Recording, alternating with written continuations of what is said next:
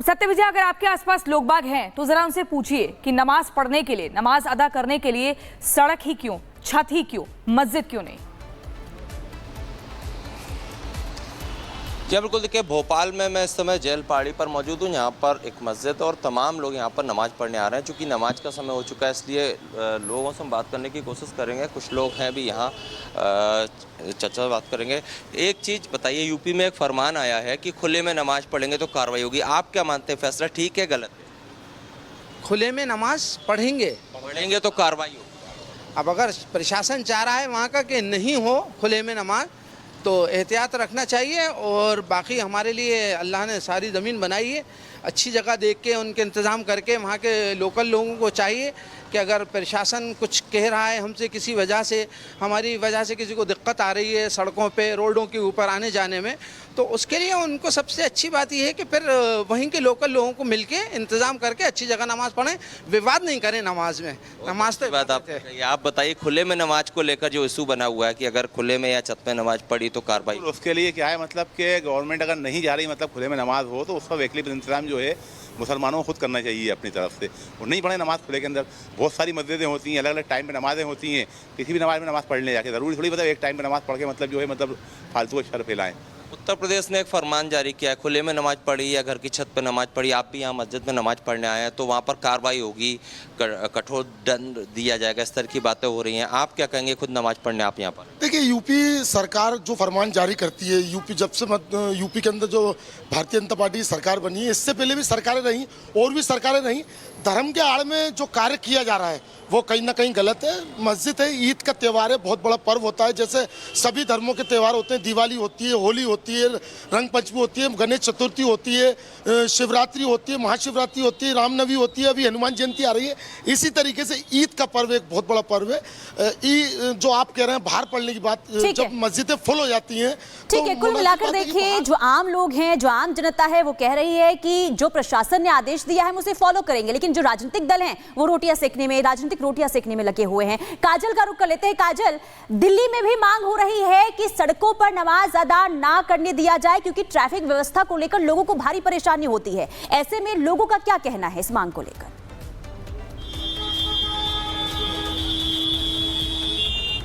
जी बिल्कुल, इस वक्त हमारी मौजूदगी है जामा मस्जिद पे, और जहां पर हम लोगों से बात करेंगे और जानेंगे कि आखिर उनका क्या कुछ सोचना है, क्योंकि लगातार बीजेपी के जो विधायक हैं वो इस मुद्दे को उठा रहे हैं कि इस बार खुले में नमाज नहीं होनी चाहिए। लेकिन लोगों से बात करेंगे। अंकल, क्या नाम है आपका? बाहर के मुसाफिर हैं, बाहर के। अच्छा, मुझे एक चीज़ जाननी है कि बीजेपी ये कह रही कि इस बार खुले में नमाज ना हो, आपका क्या सोचना है? अब भैया ये तो हम क्या बता सकते हैं, लेकिन आपके नजरिए से क्या है?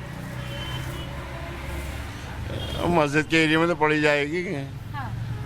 मस्जिद के एरिया में पढ़ी जाएगी, खुले में मस्जिद भी होती है, ढकी हुई होती है। और क्या कहते हैं, कह रहे हैं कि इस बार रोड पे नमाज ना पढ़ी जाए, घरों में पढ़िए, मस्जिद में पढ़िए। रोड पे जब आदमी ज्यादा हो जाएंगे तो सड़क पे आई जाते हैं आदमी थोड़े बहुत। हाँ, तो कह रहे हैं बारी बारी करके पढ़िए ना, थोड़े थोड़े कम लोग हो जो अंदर घर के अंदर पढ़ ले या मस्जिद में पढ़ ले। हर मस्जिद का अलग अलग पुण्य होता है ना। तो क्या किसी मस्जिद में ये भी कहा गया है कि रोड पे नमाज पढ़नी है?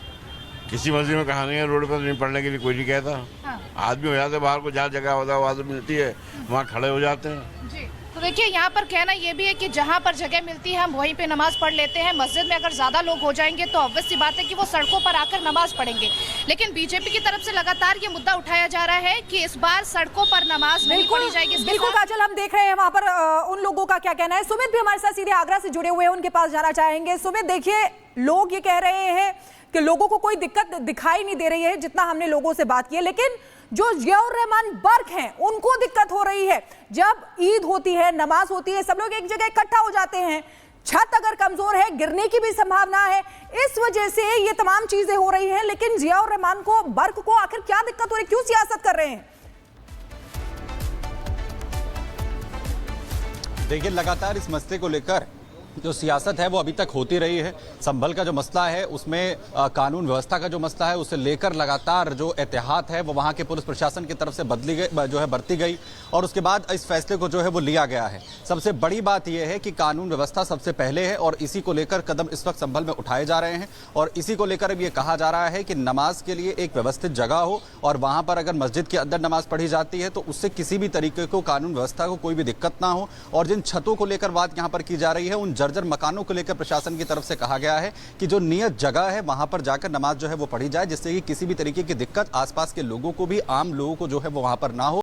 लेकिन इसे लेकर लगातार सियासत जो है वो होती हुई नजर आ रही। विपक्ष जो है वो कह रहा है कि एक खास वर्ग को लगातार टारगेट करने की कोशिश हो रही है और इसीलिए जो जियार रहमान वर्ग हैं उनकी तरफ से भी स्टेटमेंट जो है वो सामने आया और इसीलिए इस पूरे घटनाक्रम को लेकर सियासत भी संभल को लेकर होती हुई दिख रही है। जी बिल्कुल सुमित, और हमारी बड़ी टीम ग्राउंड जीरो से लगातार बनी हुई है। लेकिन एक बड़ी खबर की तरफ हम जाएंगे। संभल में नमाज पर छिड़े विवाद पर संगीत सोम का बयान आया। ये कौन सी स्वतंत्रता है कि सड़क पर नमाज पढ़ेंगे, नमाज मस्जिद के अंदर पढ़े। संगीत सोम का कहना है कि सड़क पर नमाज होने से लोगों को परेशानी होती है, कुछ लोग माहौल को बिगाड़ने का काम करते हैं। सड़क पर नमाज पढ़ोगे तो जनता कैसे निकलेगी, रास्ता रुक जाएगा, आने जाने में दिक्कत होगी। आपको सुनवाते क्या कुछ कह रहे हैं। ये कौन सी स्वतंत्रता है कि हम नमाज सड़क पे पढ़ेंगे भाई?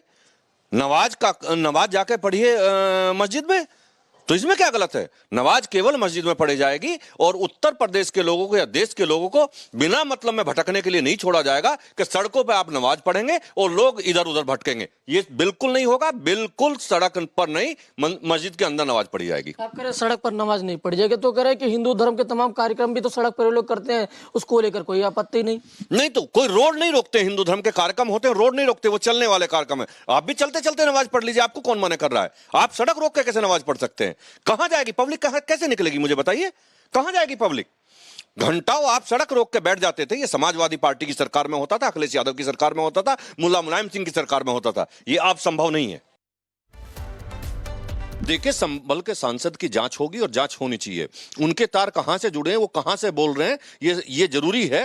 कहां से पत्थरबाज आए, कहां से उनकी प्लानिंग हुई, ये जांच का विषय और जांच हो रही है। आप निश्चित रहिए, इस पर कार्रवाई होगी। लेकिन उनका तो कहना है कि उन्हें फंसाया जा रहा है, वो उस घटनाक्रम के दौरान वहां पर थे भी नहीं। कोई जरूरी थोड़ी है कि किसी घटना को कराने के लिए वहां होना जरूरी है। वो तो पुलिस की जांच का विषय, पुलिस जांच कर रही है, उसमें क्या दिक्कत है? बड़ी खबर का रुख कर लेते हैं। सड़क पर नमाज पढ़ने पर रोक लगाई जाए, संजय निरुपम ये कहते हुए नजर आ रहे हैं। महाराज सरकार भी में है ये, और देखिए ये एक बार ये मांग करते हुए कि सड़क पर नमाज अदा ना की जाए, खुले में नमाज अदा ना की जाए, मस्जिदों में ही रहकर नमाज अदा की जाए। जो ईद की नमाज होती है वो ईदगाह में ही पढ़ी जाती है, मस्जिद में या उनका एक ईदगाह होता, बड़ा मैदान होता। कम से कम ईद की नमाज तो सड़कों पे नहीं पढ़ी जाती। संभल, मेरठ, मुरादाबाद वगैरह जो इलाके हैं वो इस समय काफ़ी सेंसिटिव हो गए हैं अलग अलग कारणों से। तब वहाँ के उत्तर प्रदेश की सरकार ने इस प्रकार का आदेश जारी किया है कि सड़कों पे नमाज मत पढ़िए, इसका रिएक्शन हो सकता है। बिल्कुल उसी तरीके से मुंबई में भी मैं मांग करूँगा मुंबई पुलिस से और महाराष्ट्र सरकार से कि इस ईद पे हमारे जितने मुस्लिम भाई हैं, बहन तो नहीं जाते पढ़ने, जितने मुस्लिम भाई हैं वो सभी या तो ईदगाह में जाके नमाज पढ़ें या मस्जिदों में नमाज पढ़ें। मुंबई के सड़कों पे नमाज न पढ़ें।